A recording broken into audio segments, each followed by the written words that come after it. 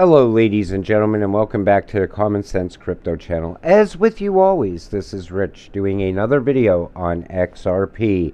But before we get started, please click the like and subscribe button as it helps this channel grow very quickly. So, looking at XRP right now, we're sitting around 38-39 cents. As an XRP holder, I'm not too worried at all. I see where we're going in the future. So, if you already hold XRP, you know now's a great time to keep filling those bags. If you don't already own XRP, now's a good time to buy because it's at rock bottom prices. So today we're going to talk about ISO 222 because I keep seeing people say, well, ISO 222 is not important for XRP. Not in any way, but yet we know Swift is failing and it needs a more efficient way to operate. So what is that more efficient way? Right here we see, in November of 2021 report from the World Bank Group, it refers to XRP and XLM as stablecoins for cross-border payments. No other coins are mentioned for this function. Now, we know XRP is fast. We know it's cheap. We know it's green. And we know Swift is used for cross-border payments, but it's failing. So what happens? XRP for the banks for cross-border payments, XLM for retail payments across border. So now people are going to argue with you if they don't have XRP and you're talking to them about it. Well, they're going to say, how could it be a stable coin? That would mean that, there has to be a price locked in on it. And that can't happen.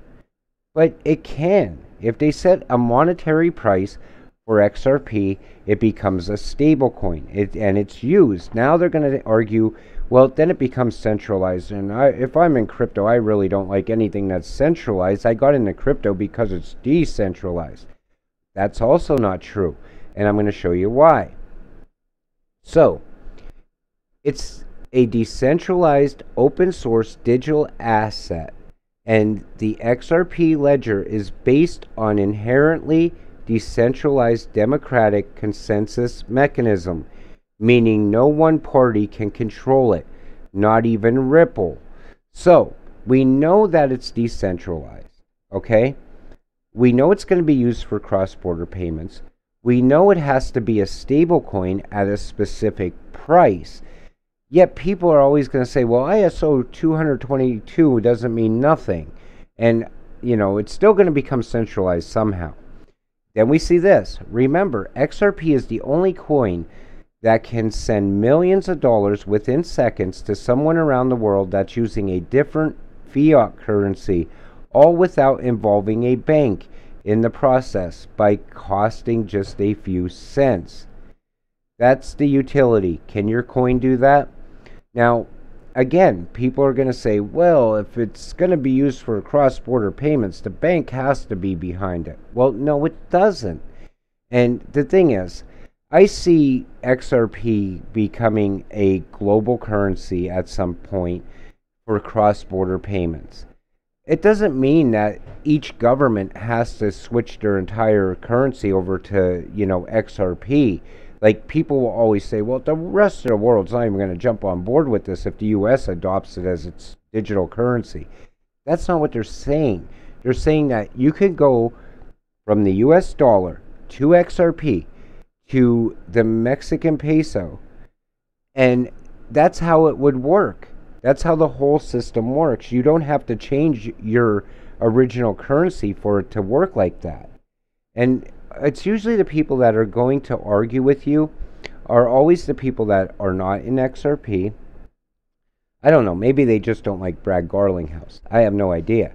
But it's always somebody out there, or the Bitcoin maxis, that are going to tell you, oh, it just can't work. Bitcoin is the true currency of the future. And I'm always going to tell you, know what you hold. Then we see this. So are you prepared for when USDT is pulled? It's not going to be a good day for cryptos. When that day comes, but those holding ISO 222s, most importantly, XRP will survive. Sorry for the rest. Again, ISO 222. I too believe ISO 222s are the real winners in the near future. The rest are speculation. In my opinion, I'm 99% XRP, but have XLM and some very small amounts of a few other ISOs. Again, XRP is not a security. It's not centralized. It's not a bank coin. Cannot be frozen. Is not pre-mined. Is not made by Ripple. It's a digital asset. It's decentralized. It's for everyone. It's immutable. It doesn't waste. Exist before Ripple. So it was already there. It existed before the company Ripple. Because people will always argue that fact too. They'll say, well, Ripple holds all the XRP, and whatever the people have, it's never going to go up in value as long as Ripple holds that mass amount. But that's not the case. It's going to have to burn, and it can't be reminted. So there's not going to be inflation. Like they're not going to print a whole bunch of new XRP coins. What's out there is it. That's the whole supply. So as it's getting burned, what happens? The price goes up. That's why they have to set a specific price on it for cross-border payments. And then we see this. Rich people plan for 3 generations. Poor people plan for Saturday night. And that is the way I look at it too. If you're in XRP, you're planning not only for your future, for your kids' future, for your grandkids' futures. And I mean, the whole matter is that it comes down to is people will always argue with you when it comes to Ripple. It's the most beaten down coin in all cryptocurrency. But at the end of the day, I believe it's going to be that one coin that rises way above the rest. With that said, I'm going to go ahead and wrap up today's video. I want to thank you all for watching and have a great day.